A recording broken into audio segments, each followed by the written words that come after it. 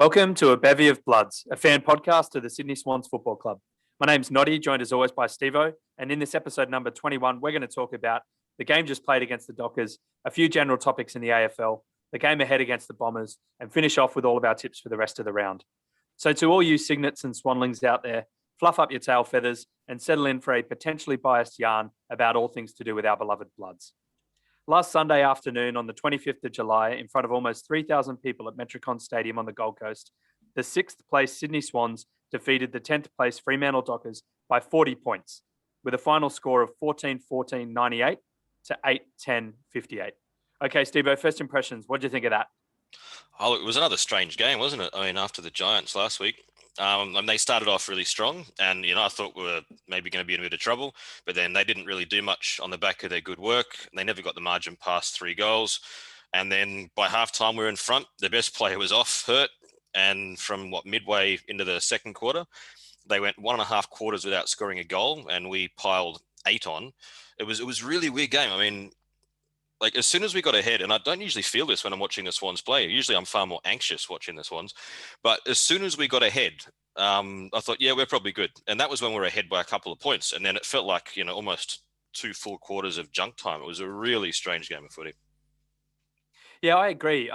But it's still, I was still quite relieved to get the win. Obviously, I think a lot's been said. It was a similar kind of game to last week's game where we had this slow start. They jumped out of the blocks, not as badly as the Giants got us in first quarter last week, but still we were rattled, and they got us there in the beginning. But then once we clicked into gear and we started laying on that, I guess Sydney Swans pressure, we worked ourselves back into the game, and we got ahead, and we were a bit wasteful, but we got the win, so it was good. Even though we didn't finish the game as I was hoping, and probably a lot of Swans fans, and that was to kick on and improve that percentage.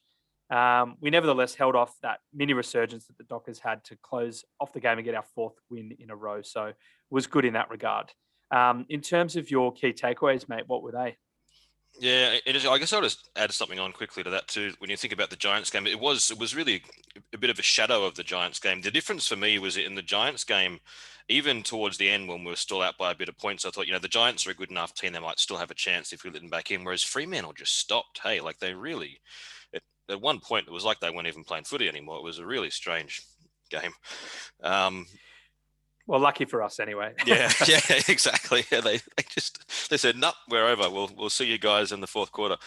Because this was one of these. It was another one of these danger games, and we just did what we had to do to get the win and some, and we'll go through that. But so I was relieved in that regard that we got the win. But yeah, key takeaways, mate. Yeah, absolutely. Look, for me, I mean, this sets us up, for the year and for finals. And if you think about the broader picture, I mean, we get focused in on the week to week doing this, and I think just in terms of this season. But last year we came 3rd last. In 2019 we came 4th last, and now with 4 weeks to go, we're looking pretty good for finals. I mean, one more win out of these 4, and you would say we're a lock for finals. I think most commentators are saying now that we are already, but. Until it's done, it's not done. But one more and we're guaranteed. We're on that 13 wins, which does not miss out on finals in the last decade of AFL. And of the other 11 teams that have got finals ambition, so the top 12, not including us, we've beaten 9 of them. And the other 2 were losses by less than 2 goals, which was Port and Melbourne, which were games that we were in. So we don't really have anything to fear from our potential fellow finalists, which is really good. And, we're one of the form teams of the comp. Over the last couple of weeks, teams are really throwing everything at us, and the past couple of weeks that's happened and we've responded well. Hopefully we can do it again because we've got some more tough games coming up. But then having said that, I would not be surprised if we do put in one more shocker before the end of the year, the next 4 weeks, if we drop one of, probably the next 3, either Essendon, St Kilda or North, are all games that I think that, if they really come at us and we have an off day, we could easily get done. Yeah, and they did. Yeah. They were looking tired. I think in the last quarter against Fremantle, there was a bit of tiredness that seemed to be creeping in. Yeah, definitely. I think we still need to acknowledge that we have 2 of our genuine starters out, and one of those is like elite in Mills and Cunningham. But nevertheless, look, I think it was either Fox or one of those other media outlets said that, or did a bit of analysis and said since round 12, we're actually the 2nd ranked team on wins and losses. So I think it's got a lot to do with our pressure. And I'll just quote Longmuir I always get confused when we play the Dockers because it's Jay Longmire versus Jay Longmuir. So it's a bit of a mouthful there. But so he said, so they basically should have been up by more, and I think that they could have been, but they needed to be better when the opposition got on top. But A, they couldn't match Sydney's pressure, and B, they couldn't buffer it by owning the ball. So again, it's that we're throwing like a left-right of increasing the tackle pressure and at the same time getting that uncontested possession, so starving the opposition of the chance of getting it. So, yeah, look, we've already touched upon the 8 goals that we scored to get us back in the game. That's the second week in a row after the Giants game where we kicked 9 consecutive goals to get back into it. I think this is without notice, Stevo. We're trying to think of the last games this year where we may have had a good run of consecutive goals. And I think, which games did you say we may have had a good shot at that in? I think it was... without looking at anything, like without checking anything, I would probably guess that, I mean, the Cats, we came back from a fair few down. We probably had to put on a decent run of goals to get back into that game, probably at least 5 or something-ish, I'm not sure. And then probably Brisbane or Richmond when we really belted those 2 teams. They're the only ones I could think of where we probably had really long, and maybe against Carlton. I think Carlton, they tend 22. To give up blocks of goals. Yeah. Maybe that one, yeah. Maybe even the Crows well. But I don't remember, 9 consecutive or 8 consecutive. So that's, in my mind, that's standing out in the last 2 weeks. So that's something to show that even though we're up against it, we're in a hub, we've got players out, we're still, and it's against us in the first quarter, we're coming back into it. So for me, second week in a row now with that, we've weathered a solid opening quarter from the opposition, fought our way back in, gone on to win. So for my mind, the key takeaway is it's another step up in our maturity through that experience. But yeah, it'd be a bit of homework. We'll figure out the other consecutive runs this week and add that in next week's episode. All right, I'm going to do a quick breakdown of the quarter by quarter scores here just to paint the picture. So in the first quarter, Freo beat us 4-4 to our 3-3.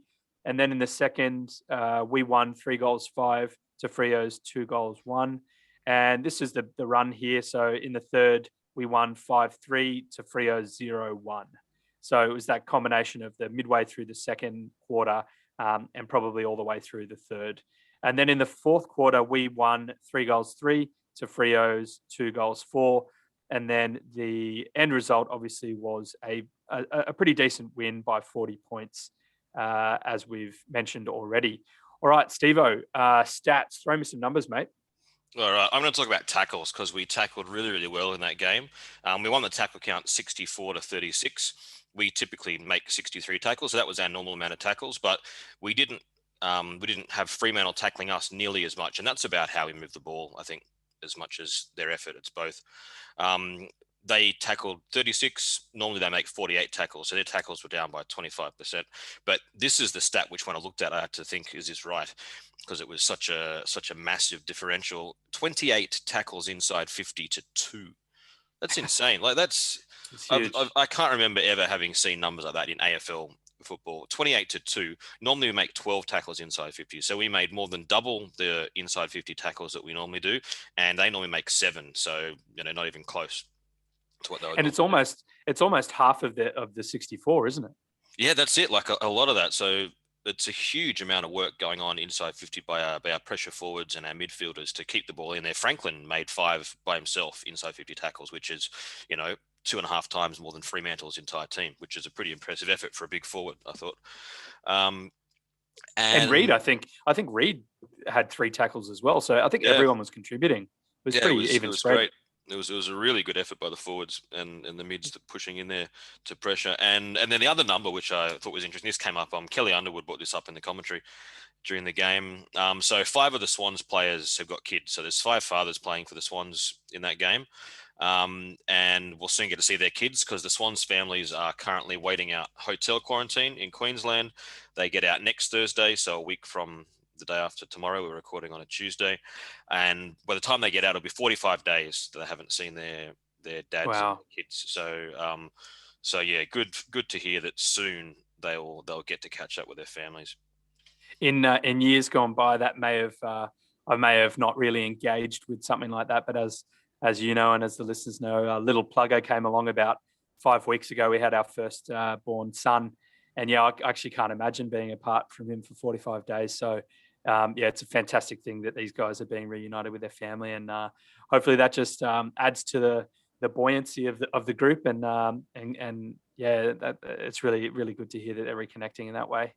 Yeah, and as far as we know, I think Franklin, Kennedy, Reed, Hewitt, and Hickey are all the ones that have got kids waiting to come out of the hub, out of the quarantine, I should say. Hub. Yeah.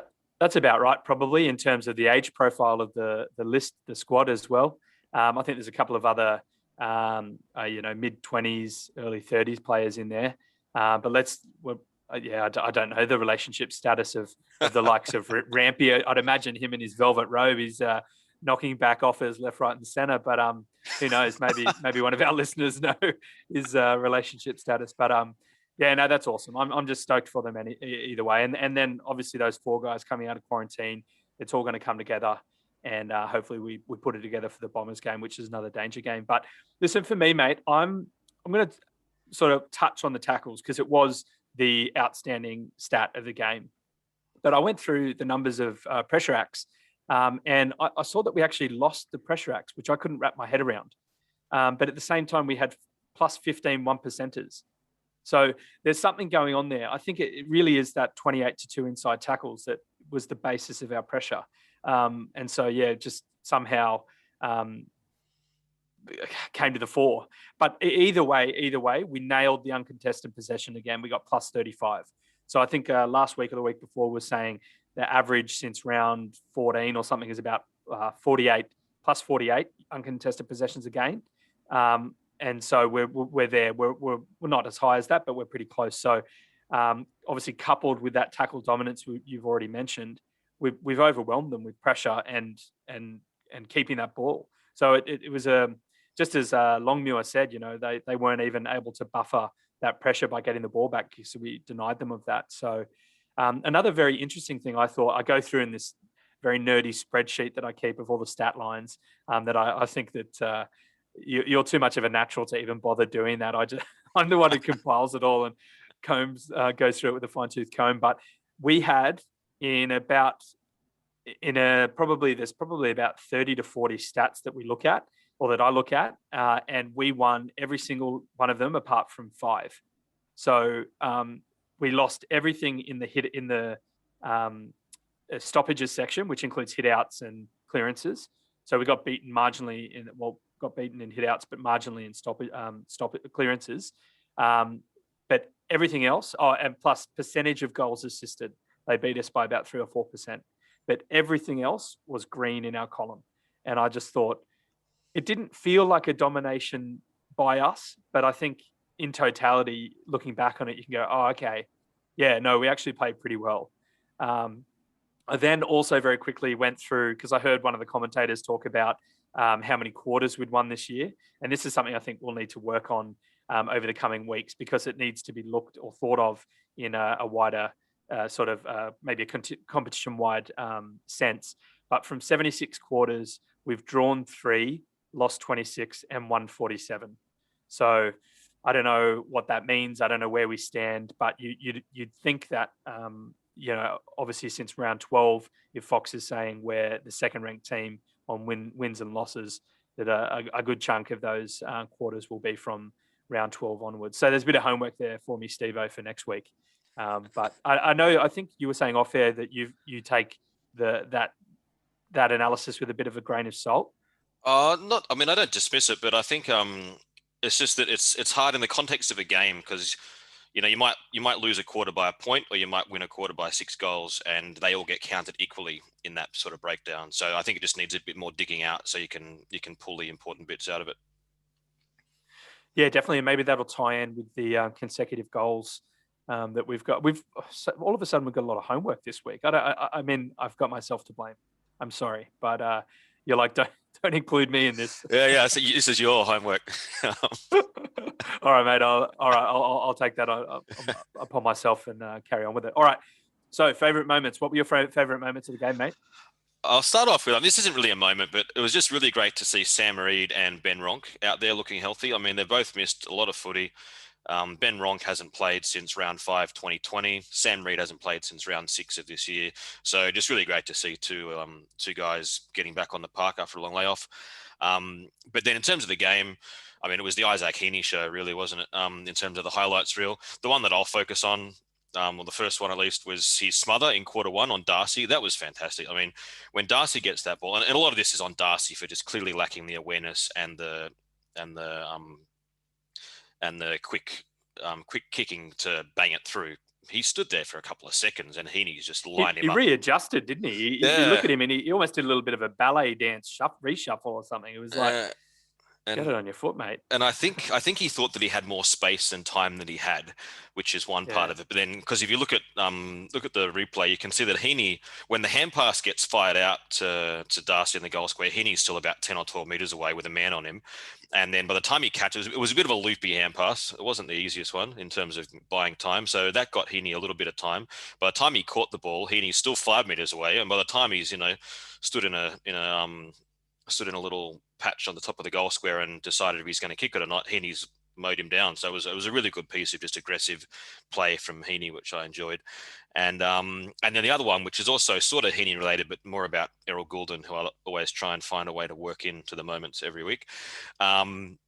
Heaney's second goal, but the build up to that, I mean, it was fantastic. That goal came about because Errol Goulden refused to take the long kick down the line to a contest. We talked about this last week and his decision making and the way he hits those inside kicks.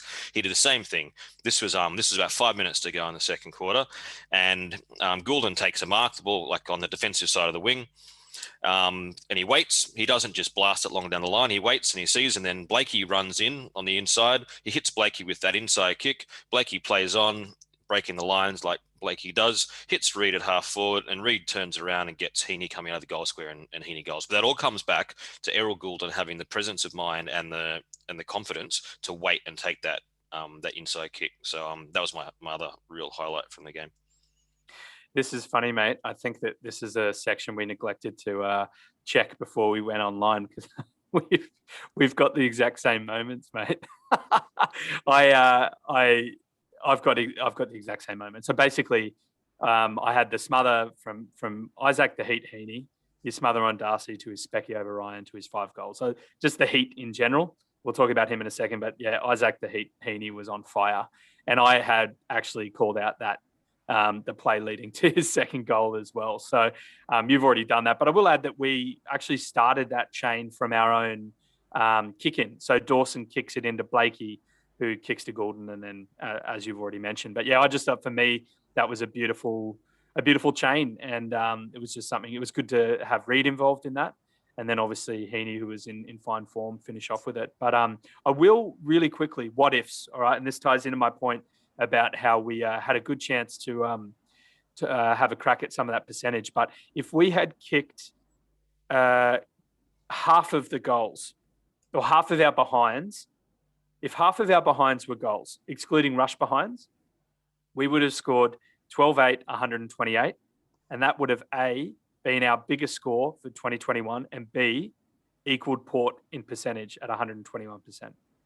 So that was a bit of a big what if. We obviously scored 14 goals, 14 behinds, but got a pretty big win anyway. I just felt like there was a little bit of an opportunity there to squeeze a few more percentage points out. I will highlight, although I love him, the caveat is I love him dearly, but prior to round 19 against the Dockers, Papley had kicked with about 62% accuracy, 29 goals, 18 behinds. Against the Dockers, unfortunately, Tommy kicked 1 goal, 5 behinds. So it was about 17% accuracy.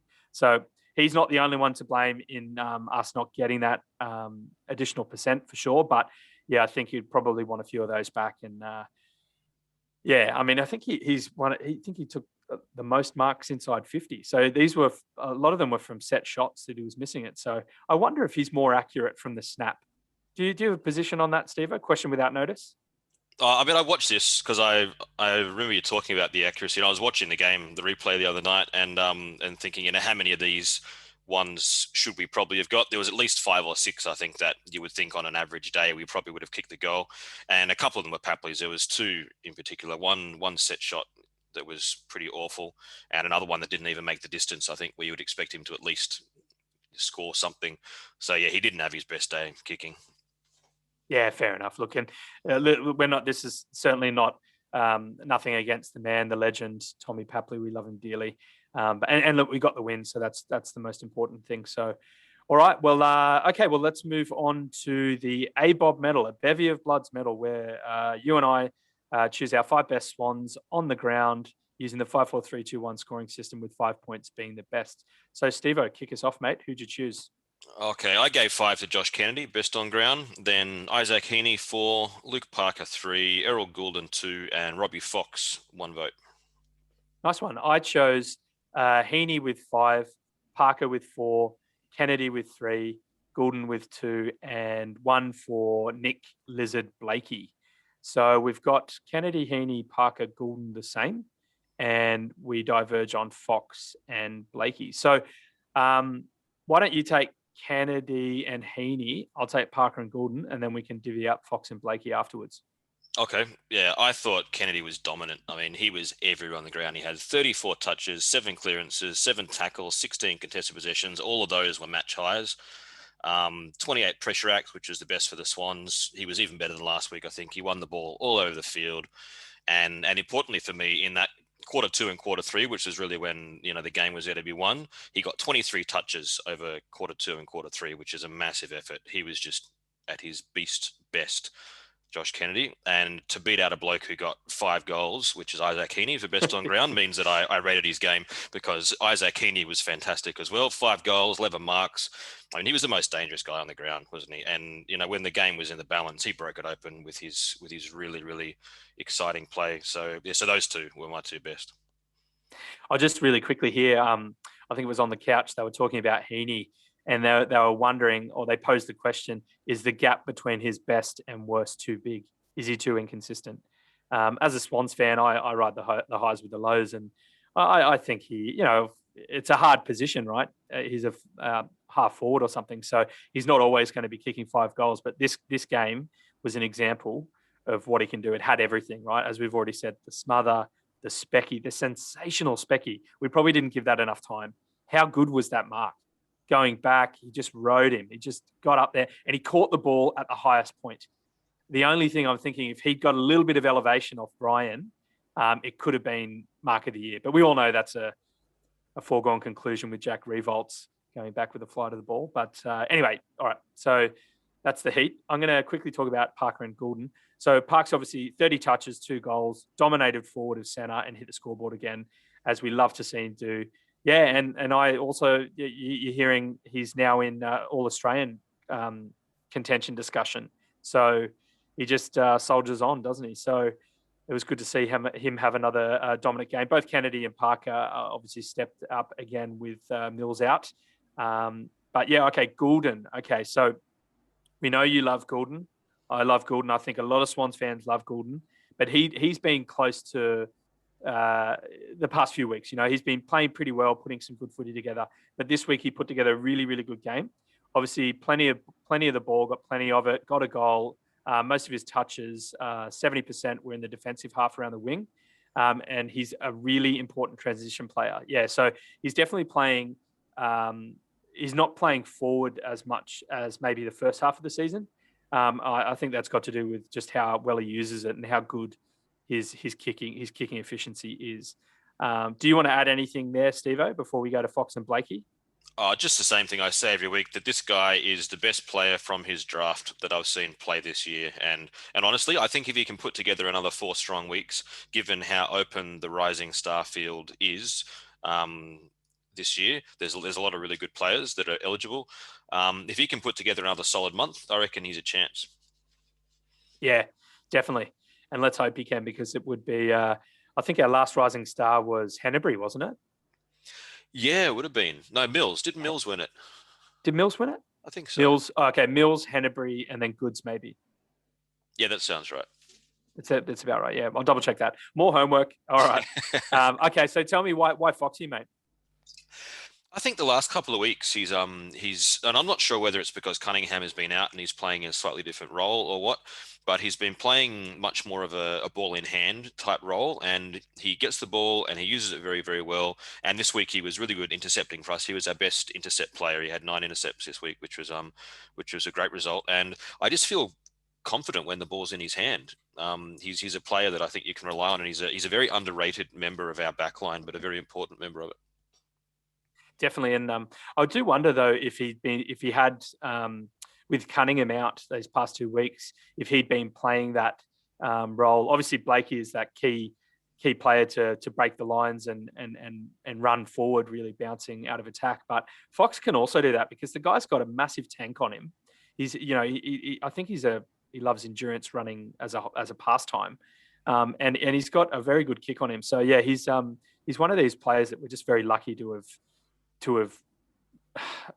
obtained, really.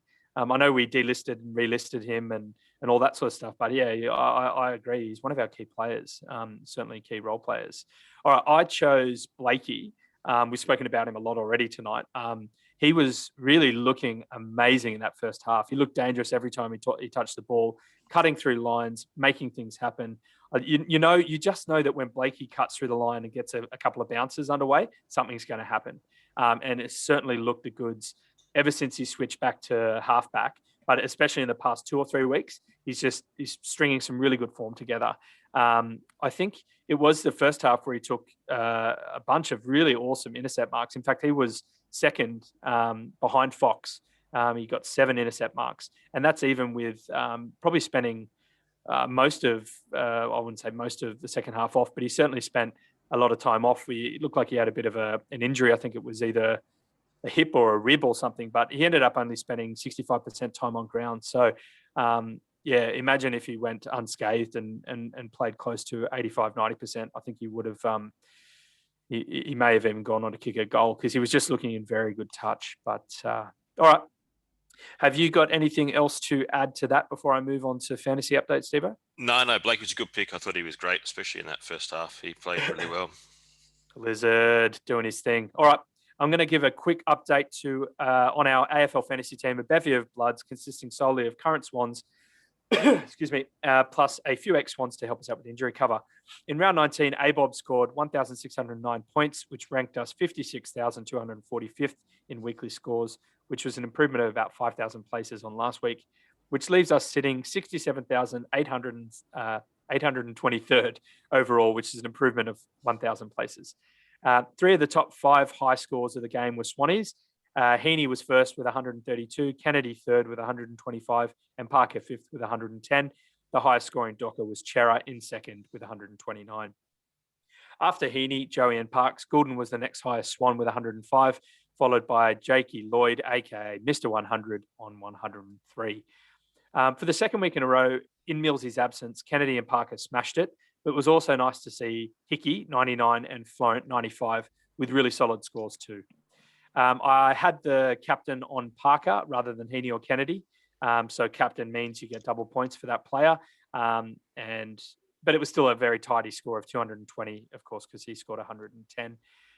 In terms of trades, obviously the big talking point leading into this podcast, even tonight we were watching earlier, was whether or not Buddy was going to be suspended for a week. And if he was, I was going to bring in Logan because he's on the bench. But I think we'll talk about possible ins and outs in segment 3. So we'll save it for that. At this point, Steve, I'll pass over to you for a VFL update. Not much happening in the VFL. I think they tried to get a scratch match up, but they couldn't. So in the end, 9 Swans players played with the GWS Giants reserves team against Brisbane in the VFL this week. Clark, Stevens, and Brand were all listed in the best players, and then the other 6 who played was McDonald, Shather, Campbell, Melican, Gould, and Gray. And they got to experience their first VFL win in quite a while. They helped the Giants beat Brisbane 11-20-86 to 8-11-59. So good that 9 of the Swans reserves players got to be involved in that. And that's it. That's what we're up to. The VFL is very much a week-to-week proposition at the moment. It's all up in the air. Yeah, fair enough. All right, let's move on to the MRO, obviously, because it's a massive talking point. So I'll just lead off with Ramps. Dane Rampy charged with tripping Michael Walters during the second quarter, $2,000 sanction with an early plea, deemed intentional conduct, low impact body contact. But the big one, Stevo, is Lance Buddy Franklin. Talk us through that, mate. Well, the good news is he's playing for Swans fans, so it's all over. You. Yep. So Buddy is clear to play. He was initially charged with striking Luke Ryan in the second quarter, and he was offered a one-match sanction with an early plea for careless conduct, medium impact, and high contact. And that on their table of offences, that comes out as a one-match ban with an early plea. So the sore point on it, or the point which they managed to get it reduced down to a fine, was the medium impact. So there were three very similar cases that have happened this year. One was round one with Astbury from Richmond.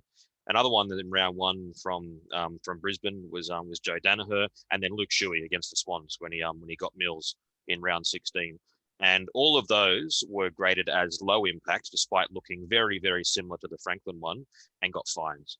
And it was very hard to separate Franklin's case from those three, and that's what the Swans were successfully able to argue at the tribunal. They took it to the tribunal on Tuesday night this week and got it downgraded from medium impact to low impact, which left him with a fine rather than a suspension, so free to play against Essendon.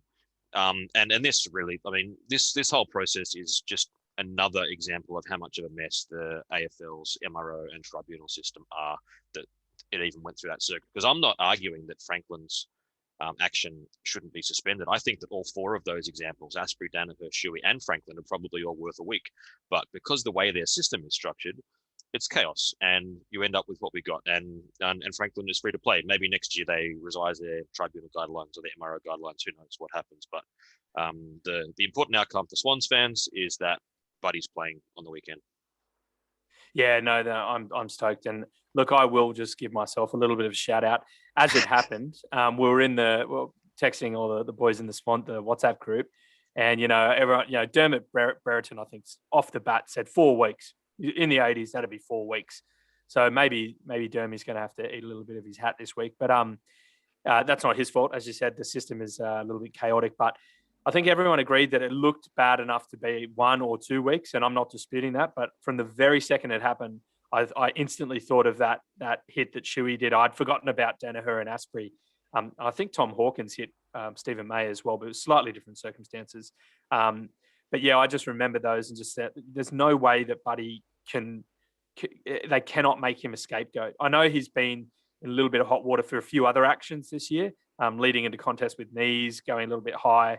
But this one, I just thought they would put a little bit of tall poppy syndrome, I think, if they were to single him out and say that this is worse than these other ones that were, for want of a better term, identical. But look, I'm very happy.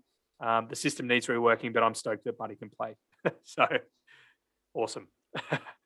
Yeah, I don't know. I personally thought the Shuey one was bad. Like if hit the point of his elbow had to hit Mills, I mean, it hit Mills anyway, but if the point of his elbow had made contact, that would have knocked him out for sure. And I think the point of Buddy's elbow did hit Luke Ryan, and it was all fine. So, yeah.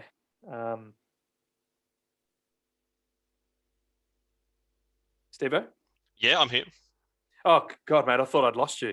No, I thought we had a bit of a technical. I thought I'd lost you to the Finnish wilderness or something, but it's midsummer there, isn't it? So yeah. At least if I got lost in the Finnish wilderness, you've got 23 hours a day of sun and full Wi-Fi wherever you go, so I'd be okay.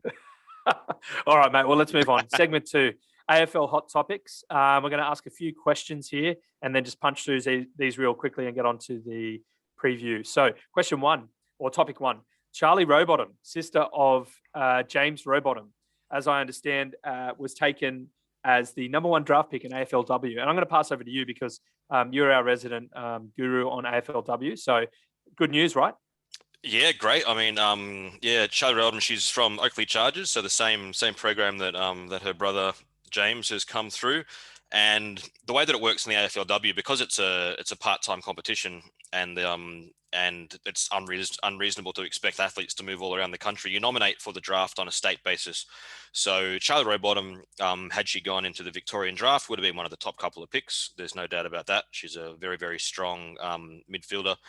And she decided Gold Coast had pick 1, and she decided, no, I'm going to nominate for Queensland and go up to Gold Coast. So she's pick 1 in the draft, and will play for Gold Coast in the upcoming AFLW season. We're watching her with interest. We'll keep updated on how she's going. That's awesome. Maybe eventually she could maybe move over to the Swans. We'll have to wait and see. Obviously, that's subject to us getting the team, but no, it's great news, isn't it? They're obviously gifted athletes, the Rowbottom family.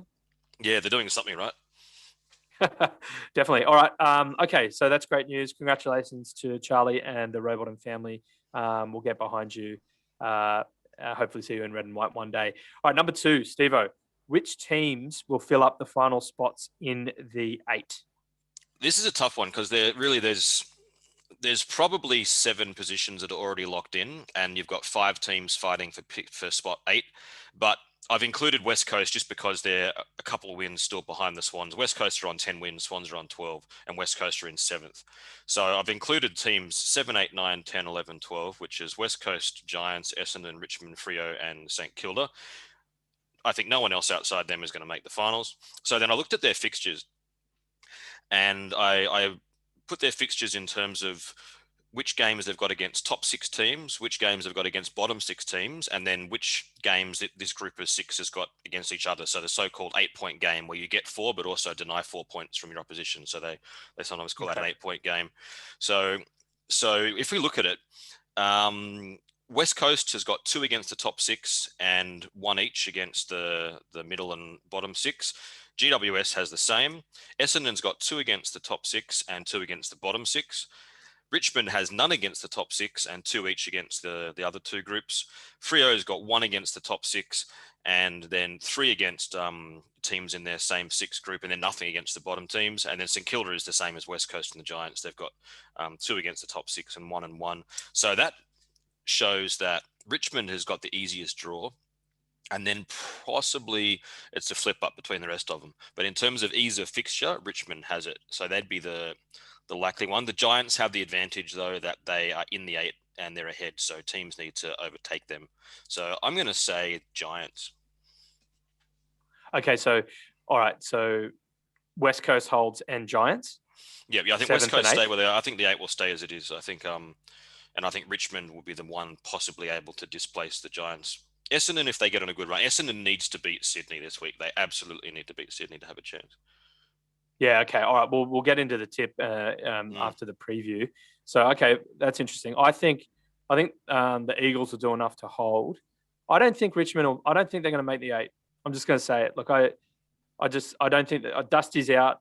They haven't been playing well.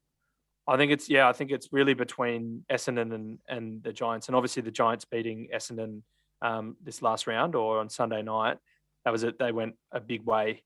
The big stuff up for the Giants really was that draw against the Roos, because they're sitting on 9 wins, 8 losses, 1 draw. That's the one I think that'll hurt them if they end up missing out. But anyway, be interesting to see. So because of this, Stevo, there's been a bit of chat in footy circles about the idea of a wild card series between teams from 7th to 10th to decide who plays in finals. What do you think of that? I think it's pointless. I think the only reason it comes up is because they've now got this situation where they've got this pre-finals bye and they realise they've got no footy. They've got to put on like some Legends game or something is the only footy they can chuck on, and they want something to get back on the TV. And that's what we've got now. Like, we've effectively got, if you look at what we've just gone through, the next 4 weeks pretty much is those 6 teams playing off against each other to get those final 2 spots. So what's the point in it? And come on, like, the team that finishes 10th often doesn't even have a positive win-loss record. Why should they even get a crack to be in the finals? I think just leave it as it is. Yeah, I agree. I think if you're not in the 8 after 22, 23 rounds, then you probably don't deserve to be there. And look, you shouldn't just be coming up with excuses to capture more airtime. I know that in a business and a marketing sense that they would, but yeah, I think that it's unnecessary, and I'm fine with the structure as is. All right. Last question very quickly. If Buddy kicks his 1,000th goal during a final, or even during the rest of the home and away regular season, can/will fans still be able to run onto the field? Yeah, and I guess what you're sort of alluding to here is the possibility that by running on the field, you might be breaching some sort of public health order and potentially having to fine, 10, 20, 30,000 people if it happens in a state where they have those rules. You know what I really hope? I hope we don't have to deal with this. I hope that by the end of this season, Buddy is like 1 or 2 goals away from the milestone, and they schedule round 1, 2022 at the SCG, and he kicks it at home, and then we don't have to worry about it. So we'll just repeat that for everyone at Swans headquarters. So please make it that we win the flag, but Buddy ends on 998, and then he kicks his 1,000th goal at that first game at the SCG next year. That's your humble and simple request, Stevo. Just checking. That would be perfect. Yes, I would love that. I might even be able to get over for the game. They might have dropped the incoming traveller restriction so I can get over and watch it. That'd be unreal. You mentioned the state, obviously, regulations amidst the COVID-19 and all that. So I think there's 2 games down in Tassie. We'll list up when we do the tips later on. But yeah, I think they're saying that every single spectator attending the game has to wear masks the whole time, unless you're, I think it's eating food or maybe taking a sip of beer or whatever. That's even lining up outside the field. So yeah, you can imagine if Buddy was playing and it's in Melbourne and there's no crowd. Well, no crowd is simple, but it doesn't come into effect with the COVID stuff. Imagine if he kicked his 1,000th with no crowd, though. Jeez, that'd be horrible. Like, I felt for Travis. That'd be a travesty. Like last week against the Port Adelaide versus Collingwood, Travis Boak played his 300th game at, I think, Marvel Stadium in front of nobody. And, he's a very dignified character, and he handled it all very well. But I did feel for him not getting to do that, because that game was supposed to be in Adelaide in front of his home crowd, but then it didn't happen. Yeah, this is going to sound a bit dodgy. I'd wondered if Buddy threw the elbow to have a couple of weeks off. So it's like, because he's like, I'm in really good form. The only thing that's going to slow me down is an injury or a match suspension. So I was wondered if it was a really malevolent ploy. But obviously he's off and he's playing, and that's fantastic. And we want him to play because we're much better with him. All right, or maybe he because his family comes out of quarantine in 10 days, so maybe he thought he'd have a week off before he had to go back to being a full-time dad. Yeah, just a little bit of a holiday before a little freshen up on the Gold Coast. A staycation in the Gold Coast hub. All right, fair play. All right, so let's move on to the next segment, the round ahead preview. In this last segment, we're going to preview the most important game of the next round. Of course, that is the Swannies' next game. After that, we'll finish off with our tips for the rest of the round. So game 6 of round 20 is listed as an away game for the still 6th place Bloods, taking place this Saturday, the 31st of July at Metricon Stadium it's at the Gabba, which is in Brisbane, obviously Queensland, against the 9th placed Essendon Bombers, with first bounce at 7:40 p.m. Australian Eastern Standard Time. So in terms of injury status and team changes, how do we pull up after the Dockers, Stevo, and what changes might we be looking at? Pretty good. Reid and Blakey, they had a couple of knocks in the game, but both seem to be all right. There's been nothing reported out of them. Franklin is in, so that was going to be a potential forced out, but he's fine. We've got a very short injury list. The only injury list concerns we have is Sam Naismith, who's out with his ACL for we don't know how long, and then Warner with a shin, which is listed as a test now, and he's back in full training apparently. So that's it. That's the only injury concerns. But it's incredible. It really is incredible. It is unheard of to have that sort of injury list at this time of the year. It's amazing. Yeah, but then we do have the problem. Well, not a problem. It's a good problem to have that our quarantine players are coming out of quarantine Tuesday night. So tonight at midnight they can train from Wednesday, which means that you would assume that they will be available for selection.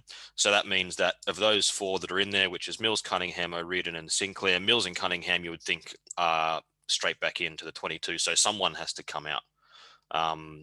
Yeah, I'm not sure whoever is, it's going to be tough. Yeah, it's going to be very tough. Look, I just had a quick look, Stevo, through the injury lists on the AFL website, and we're sitting pretty. We have the best status at the moment. The next best team is Melbourne, and they've got 5 injuries. And I would have thought that 5 injuries at this point of the season was amazing. But yeah, 2, one being indefinite, one being test is quite incredible, isn't it? So back to your Mills and Cunners, yeah, they obviously come back in. Have you suggested who might be out for them? Oh, look, I think whoever gets left out is going to be pretty hard done by because the team's playing really, really well, which means everyone's playing their roles. I guess Bell, Rowbottom, and Ronk are probably the 3 that would be under question. Ronk, for me, I don't know. He's only played 1 week. It was his first week back. It depends what their plan is with him, like whether their plan has been just to bring him back for a week and then put him back to the reserves, and then just to get a bit of touch or whatever, or whether they want to give him a block of games. So that's up and down. Bell has had a really good run of it lately. He's been doing well, and he started to grow into his role in the senior team. And Rowbottom, we know, is a good player. So whichever 2 of those guys get left out, it's going to be tough. Bit stiff, yeah. Look, I think I'm with you. It's like, why bring Ronk in to rest him after 1 week? It's a bit of strategically, it's a bit confusing. But yeah, Bell, acknowledging that he doesn't light up the stats, and I don't think he's ever been that player. He may never be that player, but remember Buddy's first goal, Bell delivered a very, very nice inside 50 kick to him.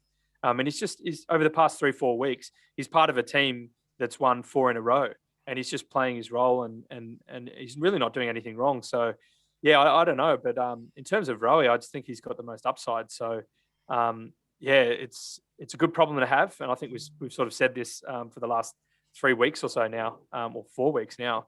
But yeah, you'd have to say Mills and Cunningham back in, and I guess we'll leave it up to the guys that get paid for this to make the hard calls. Exactly. Because I don't know, I'm struggling. Gun to my head, I'm going to drop Bell and Rowbottom. Yeah, okay. I would go with Ronk and Bell. I just think Rowie is additional midfield support, but can also play a pressure forward role if he needs to. So, yeah, but we'll wait and see. So it's Tuesday night now. Teams obviously on Thursday. So very much looking forward to that. I'll announce the teams on our Facebook page at A Bevy of Bloods. In terms of the Bombers, mate, how are they looking? Pretty good. They didn't have any reported injuries from their loss to the Giants. The 2 possible ins, at least as reported in the footy media, is maybe Langford and Guelphy might come in for some of their more fringe players, I guess. But otherwise, they're looking pretty fine. Shields back. Mr. Kick Efficiency. Yeah. That's a bit of a slant. Sorry, Dylan, if you're listening. All right. Performance prediction, mate. All right. Which Swanee flies high and why? All right. Last week, I asked for Errol Goulden to really amp it up, and he did. He was fantastic. Best players. He nailed it. Yep. Stevo Rocket. That was the 4-week thing, because usually after a long layoff, around about 4 weeks is when you expect them to be, really up and about again. And I was hoping he'd prove me right, and he did. So this week, I want Callum Mills to get out of his hotel room, train for a couple of days, and just pick up where he left off. Yeah, Millsy, nice one. I'm going to go with Lizard, Nick Blakey. I just continue this form that he's been on, and I think he kicked it behind last week and maybe even the week before. I can't remember, but I think that if he continues to carry on with that dash, surely he's going to hit the scoreboard. Like we know Jordan Dawson can do. So that's what I'm picking. I picked Hewitt last week. He was solid, but obviously Kennedy and Parker had those main roles there, but. Yeah, this week for me, Lizard to have more hard running off the half-back line and kick a few goals, at least one goal, kick one goal. So that's me. All right, in terms of opposition danger players, which Bombers do we need to be wary of, mate? There's a couple of guys from the Bombers from the Victorian Goldfields area, up around sort of Bendigo, Ballarat area, for those who are familiar. First is Jake Stringer. So they're like really tough country footballers and playing really, really good footy this year. So Jake Stringer, this year he's kicked 3+ goals 7 times. That's more than he did in last year and 2019 combined. He had some injuries, but still, and it's his best so far since 2016, where he did it 8 times. He kicked 3+ goals. He's a game breaker. Like when he's on, he's fantastic. And when he's flying, it's usually because Essendon are flying as well. And yeah, then Nick Hind, who's been a real surprise packet, is also having a really, really good year out of the back half. So he's one to watch out for as well. Yeah, definitely. He's their sort of Nick Blakey, Cunningham type player, isn't he? Cutting Mm. lines. He's got unbelievable pace, hasn't he? He was with the Saints and then moved over back to the Bombers, didn't he? Yeah, that's right. And he was originally in the Bombers VFL team, and then he got drafted to the Saints from the Bombers VFL, I think, and then they've pinched him back. Yeah, well played. Like, he's a fantastic player. All right, I'm going to say, other than Zach Merritt, who's 5th in the league for disposals and 12th for score involvements, it's Darcy Parish. It's the golden boy of the Essendon Football Club, who is having a very, very good year. He's 7th in the league for disposals, 4th for score involvements, 6th for contested possessions. This is a guy, I think, in his 5th year of footy, very high draft pick. What was he, 5th or something? He was first round, and they were playing him as a half forward for the first 4 years, and now that he's been unleashed in the midfield and he's running amok. That said, he has had his lowest figures have been against the Crows and the Giants last week, and that he had 2 hard tags by young players, Harry Schoenberg at the Crows and Lockie Ash last week with the Giants. So something to keep in the back of our mind. Otherwise, Hooker, Tipper and Stringer, as you've already mentioned, they're their sources to goal, 33, 32 and 30 goals this year. Obviously, Franklin was penning, but now he's in. So for us, it's Franklin, Papley and Heaney are our goal kickers. I will say Nick Cox is having a very, very good year as well. But I, like you, Stevo, would have Errol Goulden ahead of him in the Rising Star. In terms of winning formula requirements, what do we need to do to get the win? I think this is another tough game. It's like last week and the week before, really. We're playing teams that, need to win to keep their season going. So I think, again, they're going to throw everything at us. And we just need to absorb that pressure, give the pressure back, which is what we did so well last week against Fremantle, and keep the game on our terms, because it's not an easy game, and Essendon know what's at stake if they don't win. So they've got much more to play for than us, in a sense. Definitely. I also think that we do need to put a hard tag on Parish, either Rowe if he gets picked, just that idea of a young up-and-coming midfielder, or if he doesn't, then Georgie Hewitt, as we know, he can do the job. As well as Tipper, I think we need to put Fox or Cunningham or a mix of everyone on him to keep him in check, because he really is a danger player. Other than that, we just need to obviously keep up our effort, keep up with all this beautiful forward half pressure to get repeat entries and kick some goals. All right, let's move on to recent form and previous meetings. Okay, so as we know, the Swannies are sitting 6th on 12 wins and 6 losses. The Bombers are 9th with 8 wins and 10 losses.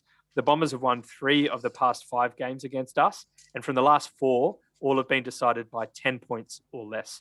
Our most recent victory against Essendon was in round 4 this year, obviously, with the 3-point win to go 4 in a row at that point of the season, when we could still actually go to the footy. But funnily enough, it was our worst goal conversion of the year at 39%, but we still got the win, so that was cool. Other than that, as is well documented, Buddy he torments the Bombers. He's kicked 73 goals against Essendon, which is the most for him against any one club. So obviously we are very happy to have him back in.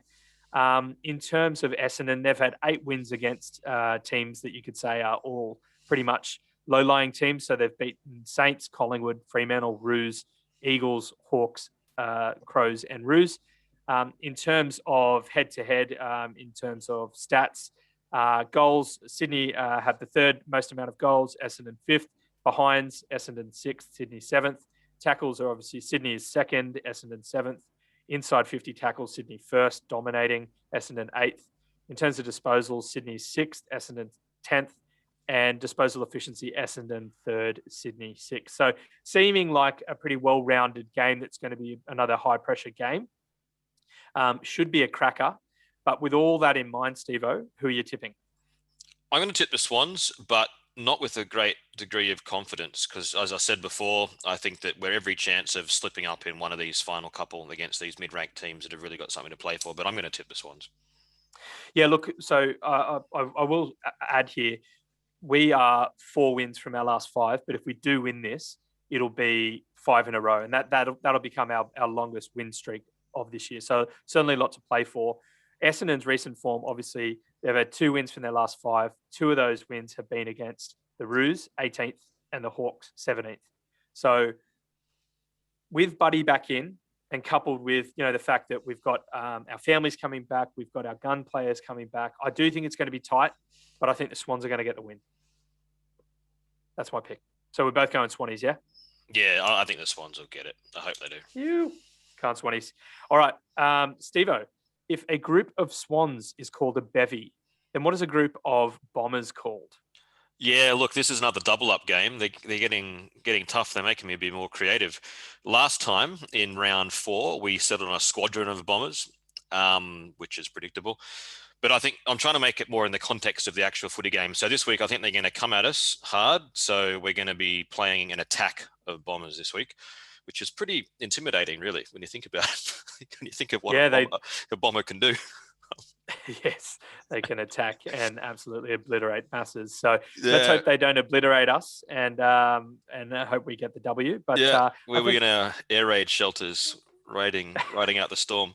There's one other thing I wanted to. Sorry, this is not a World War II podcast, Steve. I know you're a bit of a fan of those World War. I love my history podcasts. Yeah, I love them.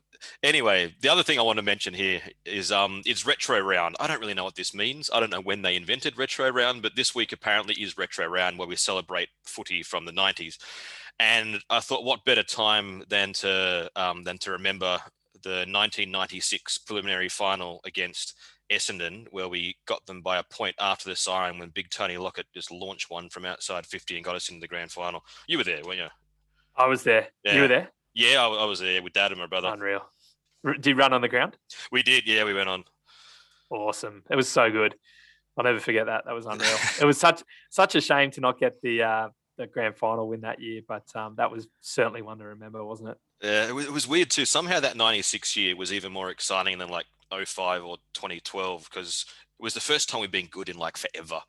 So it was such a roller coaster journey, just it built and built and built throughout the year. And then we got that prelim final, and I think, I didn't even mind so much in hindsight that we lost it, because that prelim final, the grand final, because that prelim was just amazing.